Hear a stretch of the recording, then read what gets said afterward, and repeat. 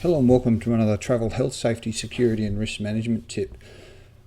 Change management is inevitable when it comes to travel. The particulars of travel, the travellers themselves, for both organisations and the individuals, will be constantly presented with a series of changes.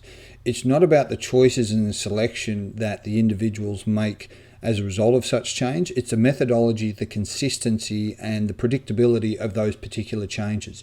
Change management from a health and safety perspective is something that everybody constantly talks about, conditions for and prepares individuals. The same applies for travel health, safety and security. The individuals need to be aware of certain choices, they need to be aware of a certain methodology, but most importantly, they need to understand at what time they need to be implementing a change management procedure.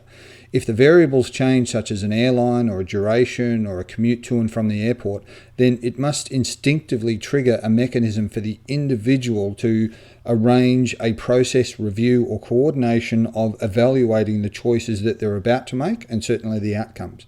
For a business themselves, they need to make sure that they're providing the individuals with a succinct methodology on how to go about that process. They must ensure that the individuals are consistently applying it, because irrespective of any corporate policies and procedures and guidelines, this will always be implemented in the field or on the road by the individuals themselves. So it's important that both at a company level and at an individual level, they understand and they implement the variables associated with change. Change doesn't necessarily need to be something that is presentation of a threat, but it's the little subtle changes, such as arriving at an airport late at night because of a delayed flight. Do you take the public transport? That should cause an instantaneous stop and consideration for the changes and the impact that it will have on the individual. What if your flight's been diverted and you're now in a location that you're unfamiliar with or it wasn't scheduled originally?